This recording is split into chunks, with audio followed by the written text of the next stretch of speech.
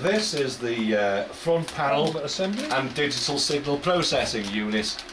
This is going to be fitted to the K3 chassis and side panels with 3 standoffs, right, which we have to attach in due course. Right. So we'll open this up, take it out, okay, and fit these 3 standoffs. So this is digital signal processing, is it? Yes. So it's not Collins filters then? Front panel so and it's crap. Yeah. Oh, look at that. Show the camera. Yeah. Very good, look at that. That's beautiful, isn't it? Yeah. That's a work of art by itself. Yeah. Can you just hold it, stop moving it around, thank you. Yeah. Oh, look at that. Wow. Everybody should have one of them. Collins filters, nah. Look at that. Returning to the front panel, as before, 3 standoffs as per here were fitted, Yeah. and we've now fitted 4 standoffs on the front side of the panel. Well, continuing with our second day of construction, we have now attached the DSP board to the front panel, which was fixed to the 3 standoffs that we had attached to the front panel the other day. We have now connected the front panel with a set of screws onto the chassis, and we've added the knobs as per. Right, just let me hone in on that. Unfortunately, we got a bit of flare on that ski. Can you turn it to one side, Ray, so I can just try and get at that DSP port? That's it, and very good. I'm gonna. That's it, and as you can see, just right behind the thing, you can see Ray's pointing it out, the DSP port, and that was just plugged in on the standoffs. Okay, and then Ray, you did what? Attached the front panel to the chassis, and we've since added the knobs. It's just a matter of pushing the knobs on and okay, tightening up the respective screws. All right. Yeah, the next stage in resistance checks is the 2 voltage regulators, U12 and U13. U12 we measured, and it came out to supposed to be greater than 500 ohms. Actually turned out to be 4.7k, so that's certainly greater then. Should be greater than 500 ohms. It's actually 4.7k ohms. So there we are. It's great. Well in. Yeah. And U13 also supposed to be greater than 500 ohms. Should be greater than 150. Greater than 150, I beg your pardon? Yes. Greater than 150. And that comes out at 420 ohms, so that's also well in. Good. Right, we've made up the power lead here. Who made that up, Bruce? Chris made that up. Did he? Yes, oh, very good. Superb job. Yeah, Without Dave Ollerhead's help. Yeah? Oh, good. Special connectors are. Did it involve real soldering? Yes, real soldering. Yes. Oh, brilliant. But you did have to use some glue though on one end. It didn't have to be of an And emergency they're nature. Jones connectors. Right. Yeah. Right. The following check confirms that the power supply and power control circuits are working properly. Be sure your K3 passes the resistance test above before proceeding. Well, we have done that, and we have checked several times. This is caution. If you see or smell smoke when applying power, turn the K3 off and remove the power cable immediately. Then locate the source. Okay. Connect your 13.8 volt DC power supply to the 12 volt DC in connector on the rear panel. Right, so we've connected the lead to the power supply and the K3. Yeah. Tap, press for less than half a second the front panel power button and confirm the LCD display lights. Go on, Ray. There. Ta-da! Well done. Okay. We've got power. We've got power. The front display is lit. And there's no smoke. There's no smoke. One thing, it does say error IF on the front, but I guess it says you ignore everything as long as you can see a light coming on. Well, that's fine. So we take it off now. press it on. Tap the front power gap to turn the K3 off and disconnect. Right. A round of applause, lads. Hang on a second. There's any smoke. There's any smoke. Oh, yeah, we checked No the smoke. photo. No smoke. Yeah. No smoke. No smoke, no smell. Right. The next stage of assembly of the K3 is to add the KRAF3 reference oscillator board. Before we do that, we have to fit the temperature compensated crystal oscillator, which is in this packet here, Well, hold it steady onto there, the Bruce. board. Hold it steady and got it. Right guys, I've taken the components out of their respective anti-static packages, and this is the reference board, and it is this holder here into which the crystal oscillator is going to be fitted. This on the board has to be, one has to ensure, as per the manual, that the black dot is orientated towards this J6 on the board. And that's the the reference oscillator board with the oscillator on board. We now have the assembled reference oscillator board, which is going to be fitted to the main board of the K3. We've had to put a screw through the hole up here, which will in turn be screwed into this captive nut, which is on the back plate on the front panel. At the same time, the board itself has to be seated on these pins.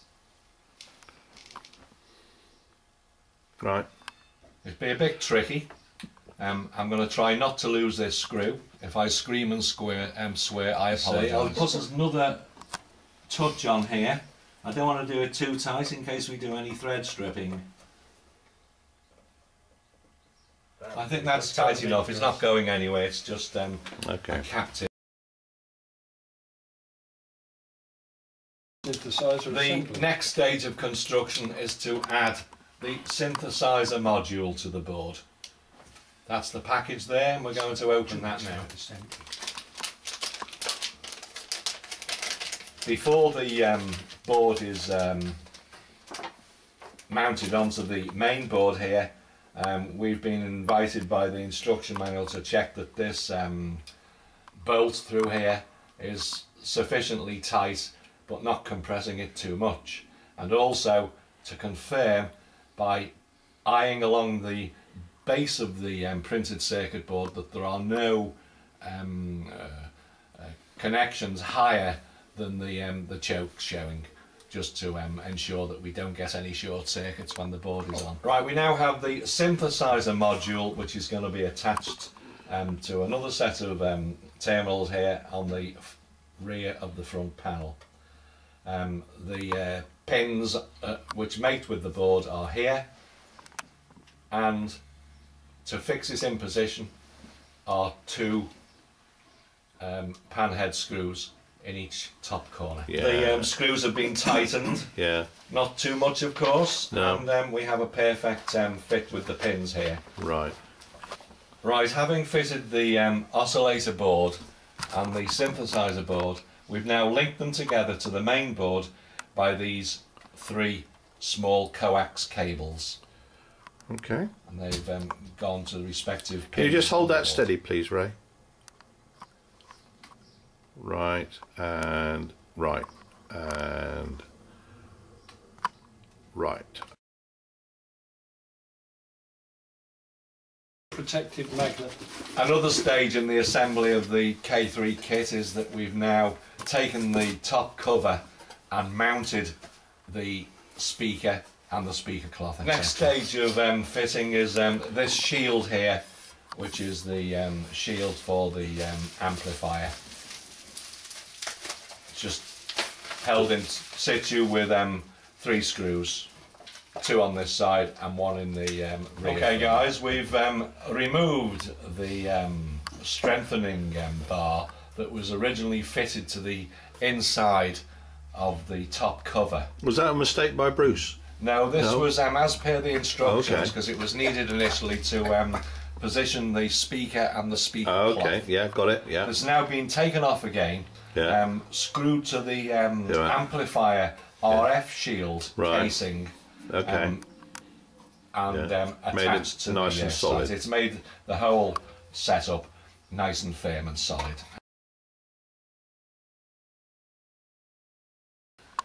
Okay guys, we have now ensured that we've got the correct number of standoffs on the underside of the printed circuit board, and these are to allow us to attach the base plates. We've taken the base plate it's in two halves, and we've taken the base plate that is fitted near the front panel, and we've already fitted the stand onto it. The bail arm. The bail arm.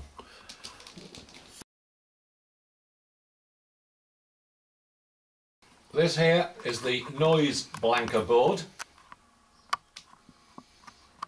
Reverse side, you can see the pins which will plug into the main board of the K3. The hole below the pins is used to support this onto a standoff which has already been screwed into the board here. The noise blanker board, as shown before, has now been fitted, pins seated and firmly pressed home and secured with this bolt into the standoff which was shown before. We've now fitted the lithium cell here for the real-time clock. This is the power amplifier jumper block. And hold it, and hold it, and hold it. Instructions have asked us to ensure that this is properly installed. Okay. That confirms it is. Here we have 3 thermal pads. They have impressions of a hole in each, and these have to be cleared and peeled off, and each respectively put on their respective power transistors here. The 3 thermal pads have now been positioned and smoothed down over the power transistors. Okay. And we're about to put the bottom cover. The K3 now has both bottom panels attached. Yes. The as you saw before, the thermal pads on the power transistors, I point out, are here, and the panel is duly screwed into those power transistors. Good. We have now tightened all the screws, and the panels are flush with the perimeter casing. Okay, now the top cover. Even if you have the KPA3 100 watt module to install, which we do, at this stage we must install the top cover and speaker for the initial testing and calibration of the basic 10 watt K3 configuration. Yes! Yeah! Hey. Right. Connect the speaker cable to P25 of the KIO3 board. Place the top cover on the K3 with the tab at the rear extending under the lip of the rear panel. Oh, beautiful. He's done this before, you know. Secure the top cover with 6 4/3/16 black flathead screws. That's the last one. That's the top Right, cover the top cover is being fitted. Screws have all been put in place, and I'm just going round them now. Is this a historic moment now, Checking right? that they're Well, it's got to come off again, tightened right? up. Yeah. Yeah. So that's the Yep. fitted top panel Good. with speaker. This completes the assembly of your K3/10 transceiver. Next, perform the initial test and calibration procedures below to ensure your K3 is operating properly. Once they've been completed, you can proceed to install other options, including the KPA3 100 watt amplifier module at any Yes, so time. test and calibration, then the power amplifier fits in that area here, and we have a back panel to put in place with 2 cooling fans. Okay.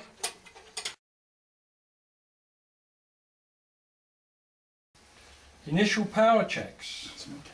Connect your 13.8 volt DC nominal power supply to the red and black 12 volt DC in connector on the back of your K3. Done. Which we have.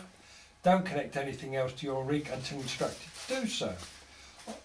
On the front panel, tap the power to turn on the K3. Oh, and all the lights have come on, showing that it's all happening. The LCD display should illuminate as it did before. It does. Will probably show an error message. It doesn't actually. Synthesizer calibration. Hold config to access the configuration menu. Could you just point that out with your pen, which is config? I'm just looking for it myself. Top left. Top left? Oh, here. Yes. Config in yellow. Yep. Yep. Okay. Hold the config. Right. We've now told the K3 what filters to use for CW and sideband. Yeah. And we've also gone through the procedure to make it recognise the auto ATU. This is an ATU where you just press the button and it automatically, yes, it automatically tunes. So yeah. you don't actually have to use two hands and no. lots of roller coasters and filters. No, and it just automatically does it. Yeah. Right, Yes. okay. Keith is doing the transmit calibration via the computer. We're going to K3 driver utility, as you can get from the internet. There we go. Just initialise it to start talking to the computer. And so the computer's talking to the K3 and the computer program is calibrating the K3's transmit. Talking. Right, doing stuff, Yep, it's doing it. going through. Did this before and it stopped when it got to 50 That's doing it megs. now, see. It's done 3.7, it's done 5.366, 5.3, yeah. so it's working now. Well, it did that till it got to 50 megs last time. Well, it stopped at 1.9 and then on this. Did it? Yeah. Oh, I beg your pardon. So it's doing it now. Yeah. It's doing each one. It's clicking through. Most of the problems you find are button push troubles. It does take a lot of getting used to, and I can't remember some of these. You know. Well, you don't use them, do you? So you don't. Because once you've done it once. Once you've done it, you don't do it again. So it should come up shortly and say, here, it's done. So it's a lot faster doing it. It took 40.9 seconds to do the calibration. Right. And it succeeded, so that's done.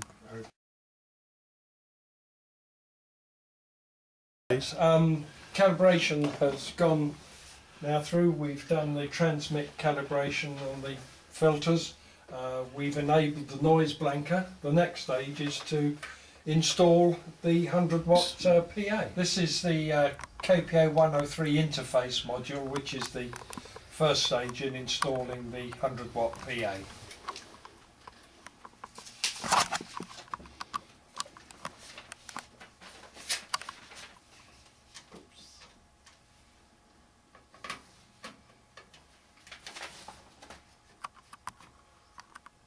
Okay, that's the Yep. the interface board. Okay. Interface board installed. Yep. Got In it. situ. Yep. And well, we've got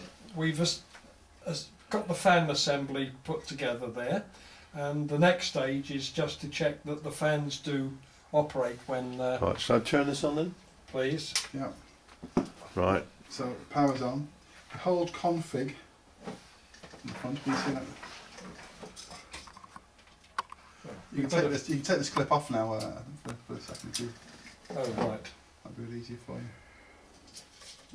It's in the way now. That's right.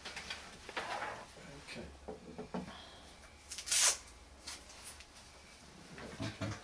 Okay. Okay. Power on. Hold config, Config.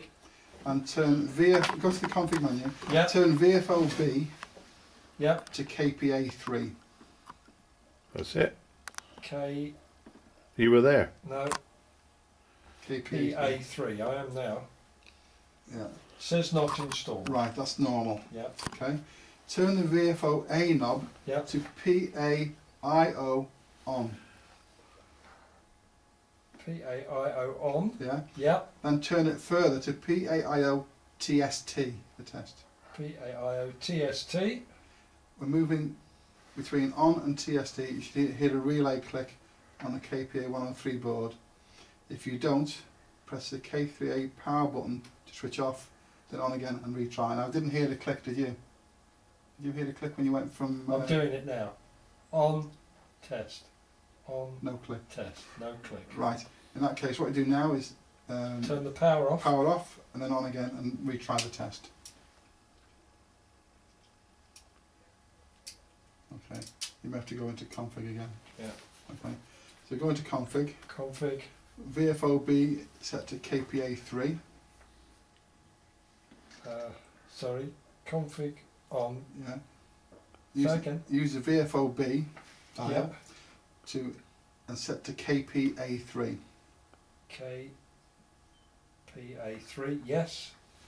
Okay. Turn. Yes. Yeah, I heard it. It's come on now. Yes. Yes. It's going between Yes. the two now. Yeah, is and it? we can Yeah. hear the relays. Okay. Right. Turn the VFO-A knob on past TST to FN1. Yes. Okay.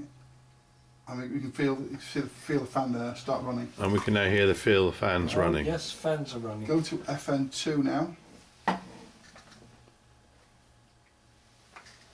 And fan 2 has started. FN3. High level again. Yeah, both fans running faster. And the final one is FN4. Yeah, you can, And that you can hear it, hear the fan ramp up. speed up even further. There, And so that completes completes the the test. fan test. That's So- fine. Turn the K3 off. Disconnect supply.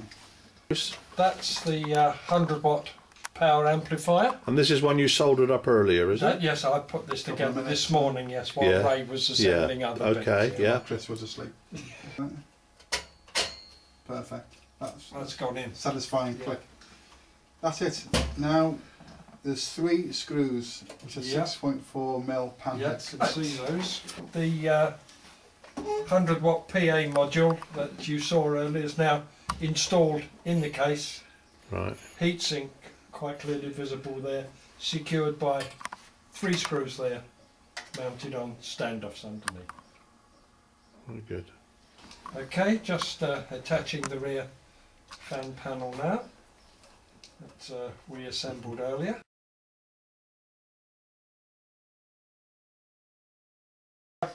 There you go, Well, mate. just do that. The last screw. Just tighten up the last screw on And the 'cause- hopefully completed K3. And so Bruce has completed the K3, which I think is brilliant.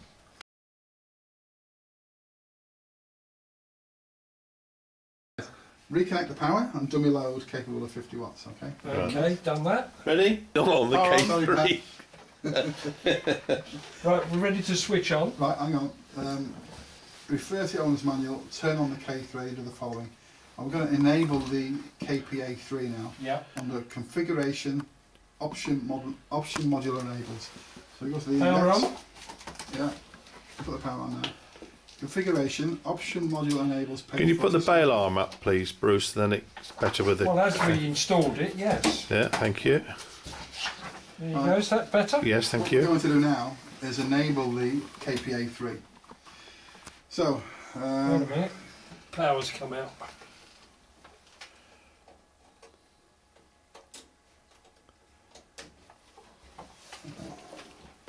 then, There you go. okay. So, Config. config. Actually, it didn't go to config. That's it. Okay, config. Yeah. Why is the fan on? Okay. Go to KPA3. So, go to config and go to KPA3. KPA3. Yeah. Go to config Yep. and PA temp, and it should be roughly room temperature. I wouldn't adjust PA it. temp. Minus 26. I'm kidding. I'm not kidding. If it's minus 26, if it's a thermocouple, it's the wrong way around. It's probably about 18 there. It goes to if I turn it up, it goes to -1. That's as high as it can go. Something like that. Oh, that's strange. See, it was minus 26 there. Yeah. That seems strange. So we've got a problem with that then. Okay, we'll have to have a look at it then.